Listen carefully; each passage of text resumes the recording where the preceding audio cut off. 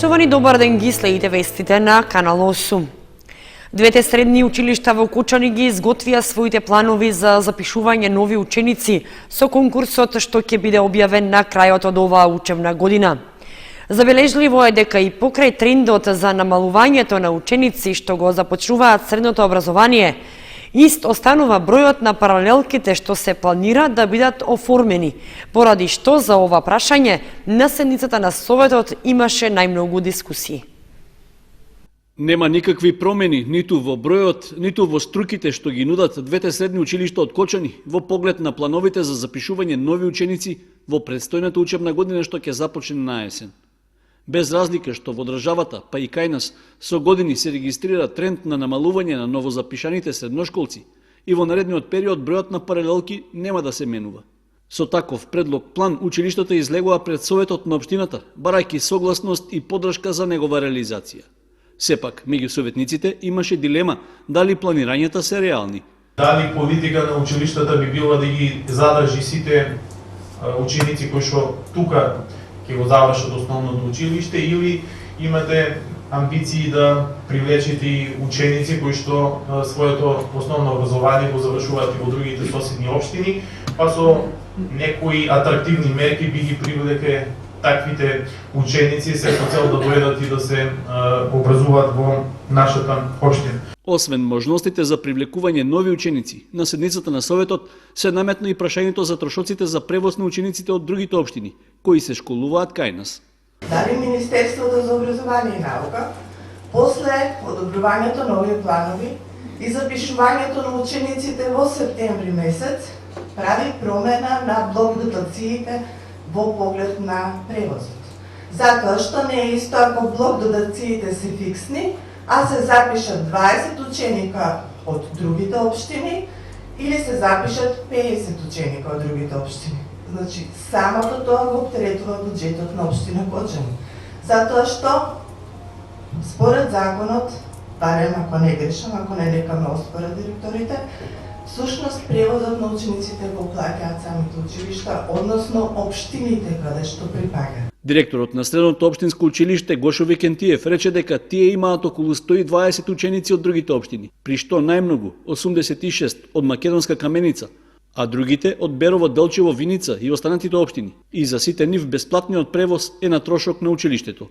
До сега не сум, од мене не е побарано податоци за тоа колку ученици се, колку ќе се зголеме блок дотацијата за превоз, и мислам дека тоа навистина е еден од проблемите.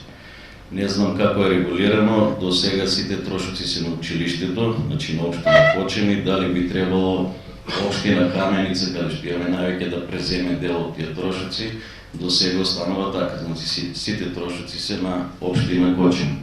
Значи водиме со 20 паралелки, со 12 паралелки во конкурсот, меѓутоа според бројот на ученици запишуваме неколку години 10 паралелки. И веде директорот на Средното општинско училиште Лјупчо Сантов ја поддржа дискусијата на својот колега Сребренов, дека мора да се бара решение за трошоците за превоз на учениците од другите општини, потенцирајќи дека и до година Кочанската гимназија планира да запише ист број ученици како и досега.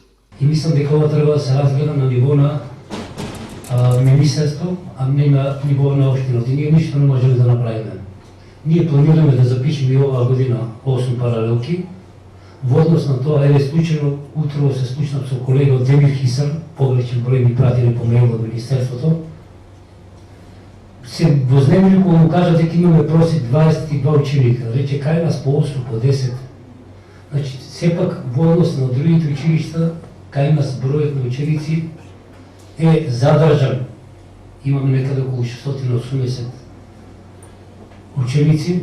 Мислам дека и оваа година ќе го задржиме трендот, имиджот кој што го гради гимназијата 50 или неколку години, така што ќе ги запишеме како и минатата учебна година 8 паралелки.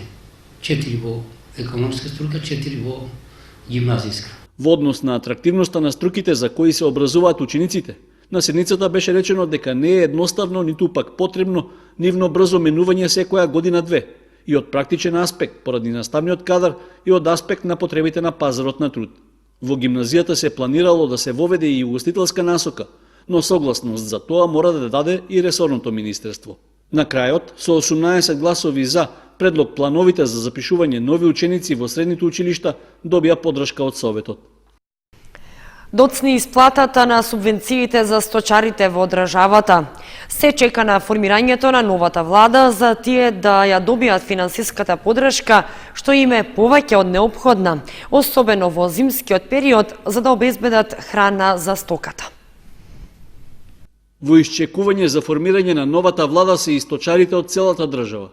Сепак, тие не се заинтересирани за поделбата на политичкиот колач по изборите, туку единствена грижа им е кога ќе започне исплатата на очекуваните субвенции. Во моментот тоа не се реализира, затоа што добиле известување, оти се чека составот на новиот владин кабинет, па дури тогаш да ги добијат парите што им биле ветени. Сточарите се жалат дека субвенциите им се најпотребни сега, во зимскиот период, за да ги покријат трошоците за одгледување на добитокот.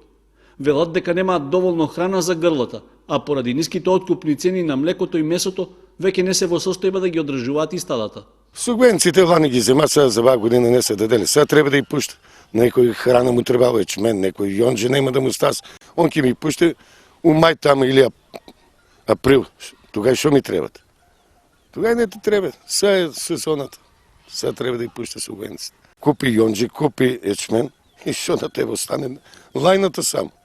И со тоа не може да се покриеме. Нема што ги правиме, ќе продадеме и тоа и готово. Како сите без стока и ние така ќе биеме без стока. Нема излез друго. Сточарството е најзапоставено. Освен одгледувачите на овци, со истите проблеми се соочуваат и одгледувачите на говеда.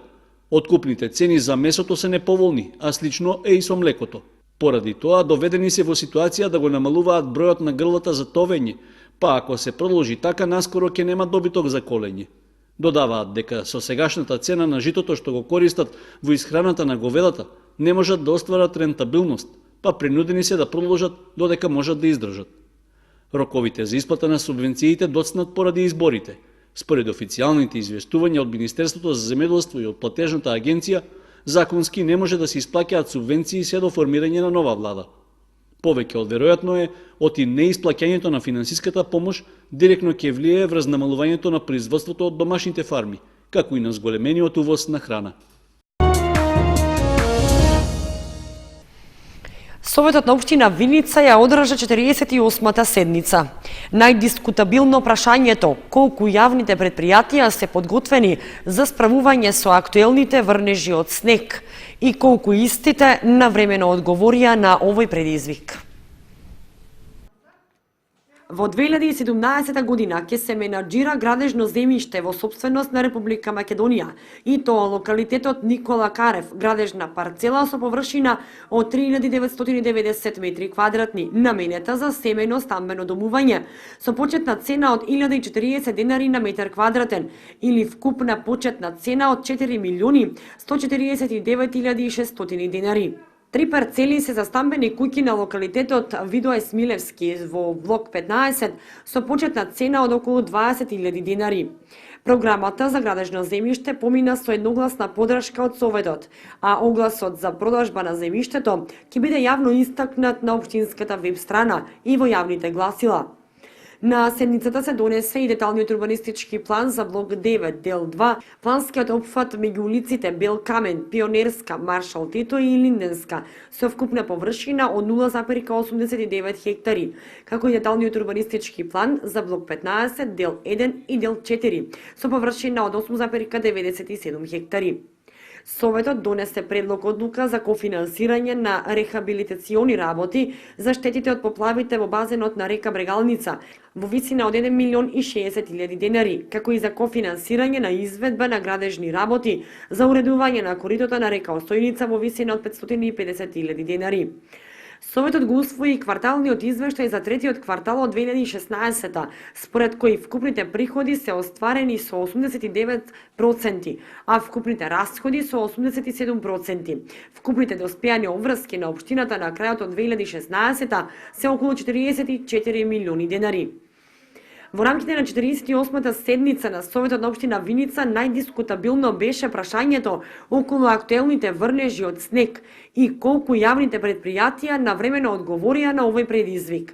На седницата беа разгледани извештаите и програмите за работа на културните институции, а беа прифатени неколку барања за утврдување правен статус. Денеска истекува рокот за поднесување документи за социјална заштита, информираат од Центарот за социјални работи. Во Окочани документацијата треба да ја обноват 658 лица, а во Виница 181 корисник. Денеска, 27 јануари, истекува рокот за обнова на документацијата за остварување на правата од областа на социјалната заштита. Од Центарот за социјални работи апелираат сите корисници да се обратат кај нив и да се пријават. Во општина Кочани, каде што Центарот за социјални работи ги опфаќа и општините Зрновци, Чешиново, Облешево, ваква документација се очекува да обноват 658 корисници на социјална заштита. Во општина Виница пак бројот на корисниците на ваква помош кои треба да ја обноват документацијата изнесува 181 корисник. Лицата корисници на социјална заштита со себе треба да носат само лична карта и да дадат изјава за согласност за користење на нивните лични податоци во постапката за остварување на овие права. Останатите документи Центарот за социјална работа ќе ги обезбеди по службена должност. Инаку, постапката за обнова на документацијата започна на 19 декември минатата година. Во тек е обновата на документацијата за детските права, односно посебниот додаток за дете, детски додаток и родителски додаток за трето и четврто дете. Оваа обнова на документацијата ќе трае до 31 март годинава.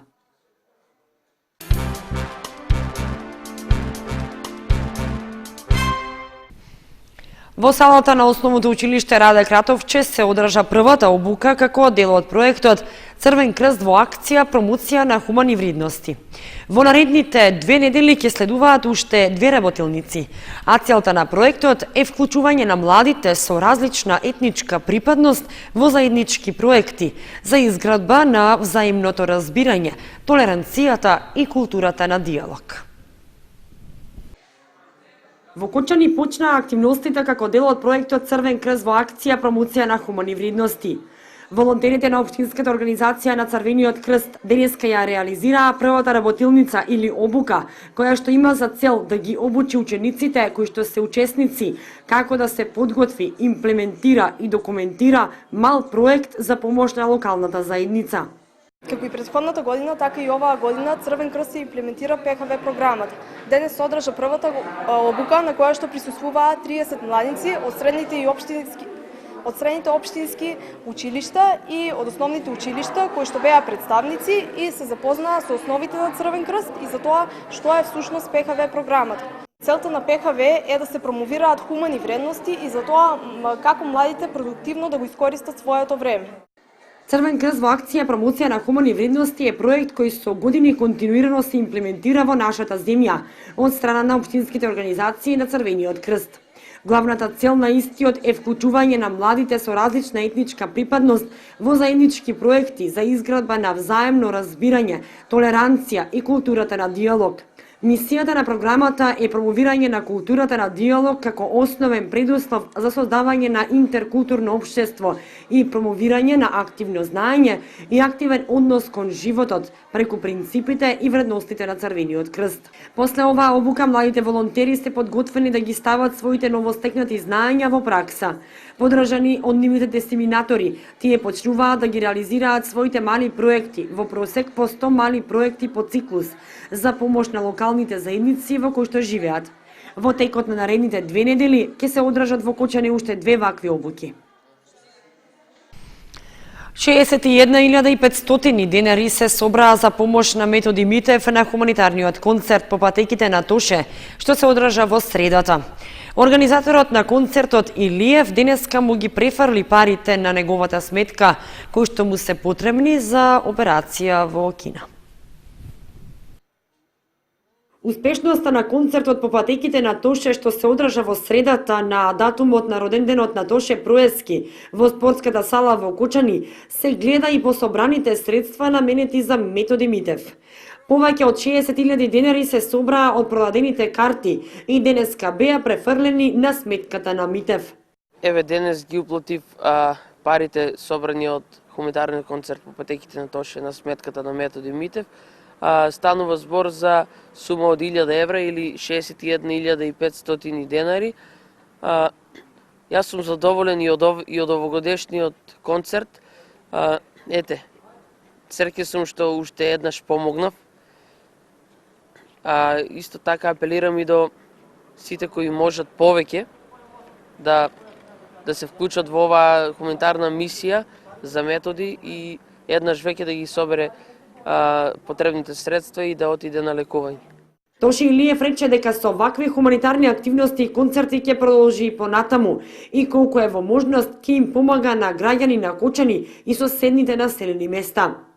Митев истакна дека и покрај донациите од страна на граѓаните, сепак уште многу пари му недостасуваат за потребната операција во Кина, по која треба да застане на нозе. Затоа акцијата за собирање средства за Митев продолжува и понатаму.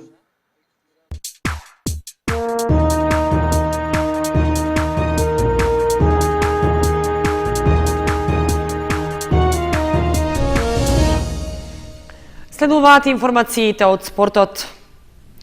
Фудбалскиот клуб Слога 1934 со старо нов председател ги стартува подготовките за предстојната сезона.